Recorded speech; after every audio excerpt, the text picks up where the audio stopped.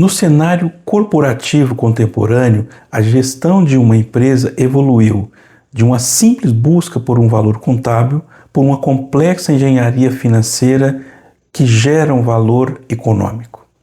Gerar valor econômico não é apenas um evento, é resultado de um processo deliberado de tomada de decisão em 3 pilares fundamentais para a empresa, onde você entra com investimento, financiamento e a destinação desse resultado.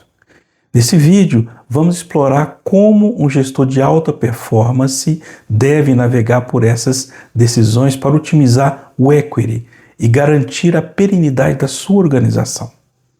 A primeira decisão de investimento é o motor de geração de valor. A primeira é a mais crítica, decisão onde alocar o capital. O valor criado quando uma empresa investe em um ativo que gera um retorno genuíno, superior ao custo do capital.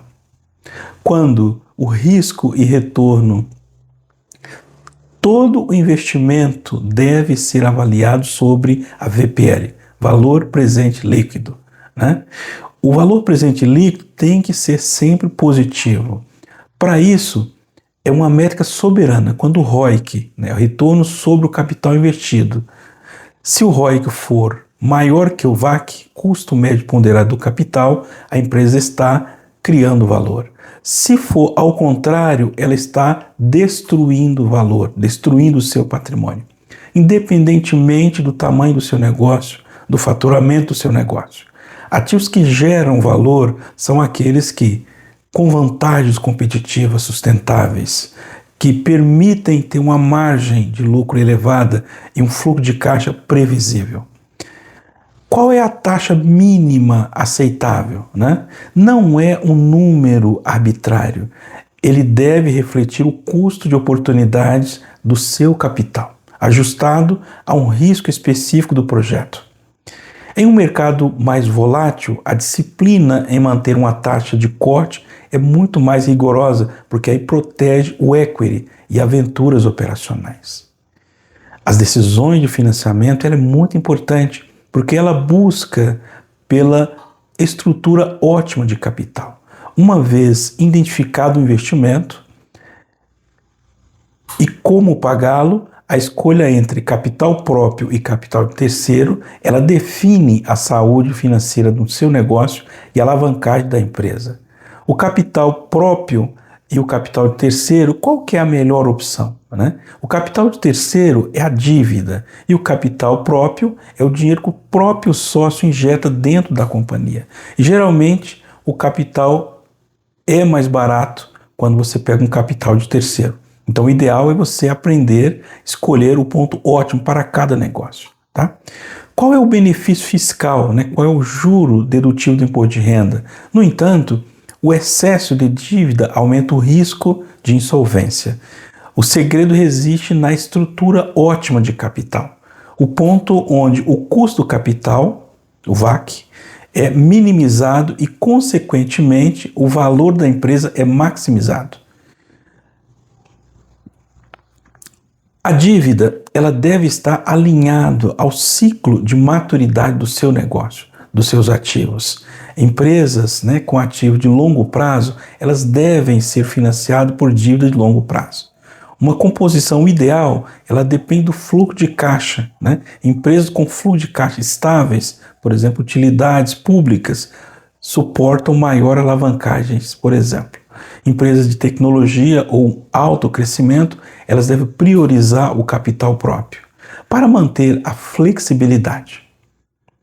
Uma gestão de liquidez e de capital de giro, uma linha de defesa, a eficiência operacional é a medida da gestão, pela gestão de capital de giro.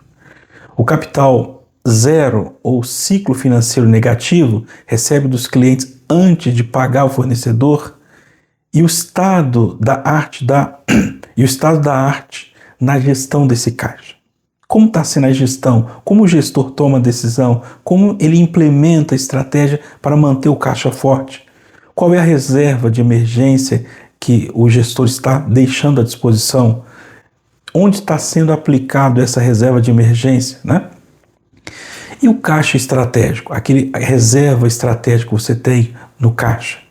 O nível de reserva não deve ser excessivo, pois pode deixar o caixa parado, tem custo de oportunidade. Você pode perder dinheiro com isso, mas ele deve ser suficiente para garantir a opcionalidade. Em caso de crise, cash and the king, o caixa de emergência deve cobrir todo o ciclo operacional e proteger a operação contra choques de oferta e demanda, sem a necessidade de recorrer a crédito caro, nos bancos, em momentos de um estresse na operação do seu negócio. Quando a empresa deve dividir ou distribuir dividendos aos donos, aos sócios? A empresa entrega valor aos proprietários se a empresa não possuir projetos de investimentos que superem a taxa mínima aceitável. O dever ético e financeiro da gestão é devolver o capital aos acionistas caso não tiver frente onde tem um retorno aceitável. A retenção de lucro só se justifica se a empresa for capaz de reinvestir esse dinheiro a taxa superior às que o acionista obteria por conta própria no mercado. O dividendo versus a recompra de ações. A recompra é uma ferramenta poderosa quando as ações da própria empresa estão subvalorizadas. Ela aumenta a participação quando fica sinalizada a confiança ao mercado. A preferência dos dividendos deve ser pautada pela estabilidade. Mudança drástica na política de dividendos pode causar volatilidade desnecessária na empresa, no preço das ações, dividindo devido ao efeito da clientela. Para fazer a conclusão, o gerar valor para o equity exige um equilíbrio fino. O executivo moderno não olha para as decisões de forma isolada. Cada novo ativo adquirido, ou seja, o investimento, ele vai impactar o perfil de risco da empresa, o que altera sua capacidade de endividamento e de financiamento do negócio. O que, por sua vez, determina quanto sobra para o acionista, os dividendos. Maximizar o valor do negócio, do seu patrimônio líquido, é a prova definitiva de que a gestão técnica, ética, é focada em resultado de longo prazo. É a transição da sobrevivência para a soberania financeira.